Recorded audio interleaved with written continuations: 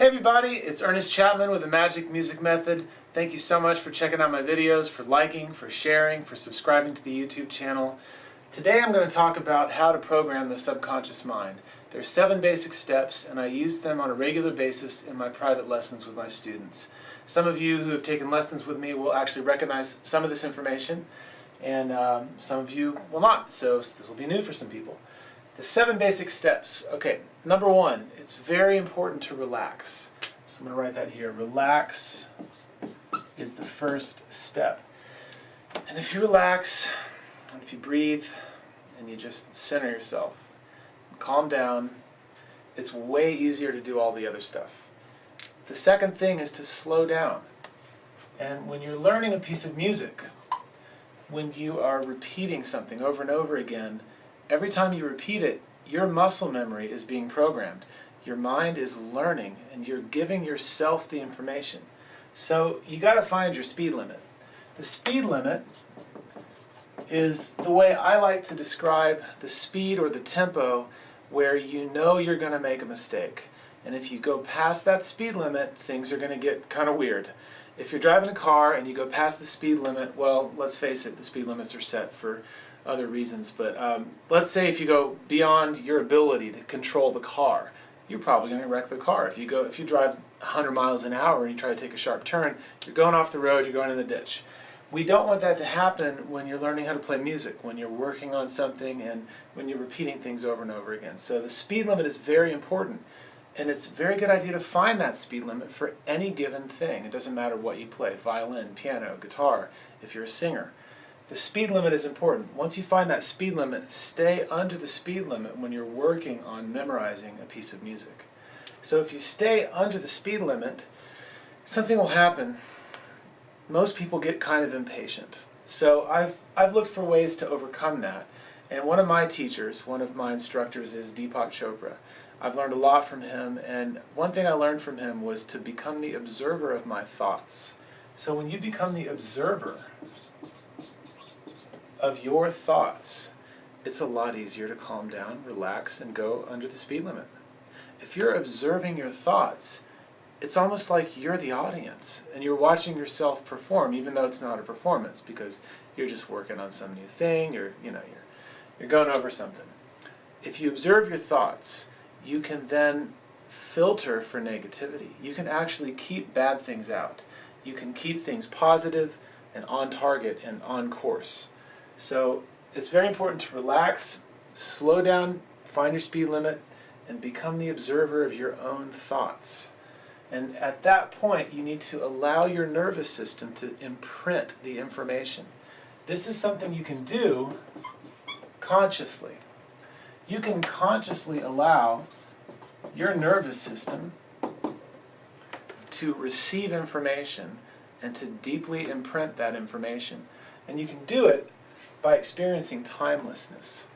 When you experience timelessness, you're not worried about the laundry or the dishes or homework or your job or anything.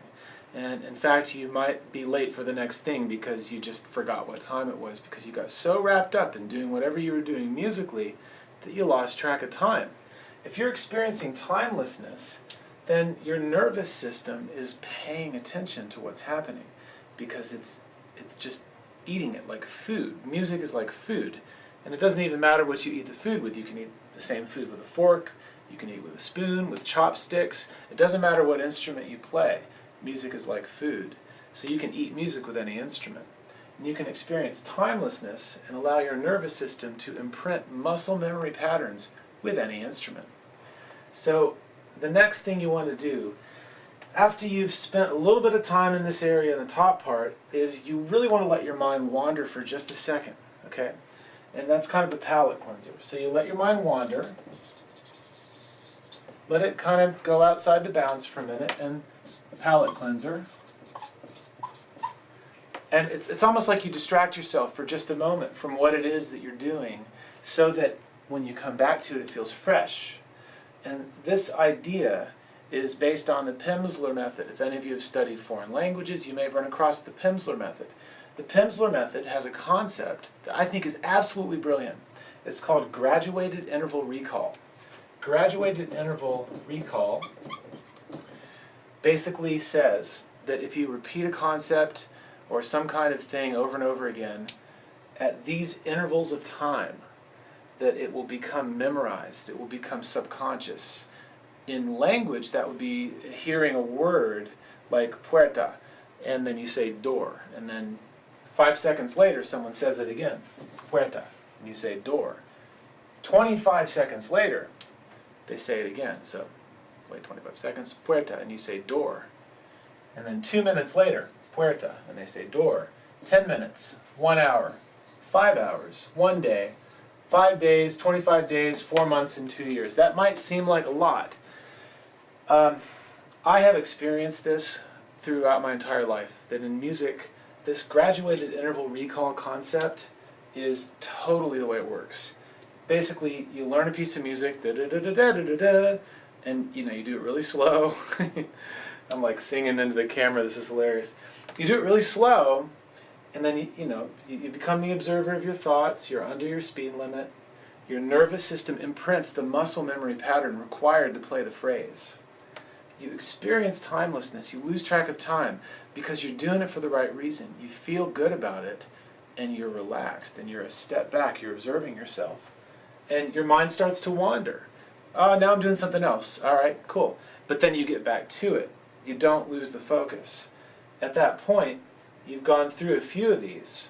And you might work on something for 5 seconds, 25 seconds, 2 minutes, 10 minutes, an hour.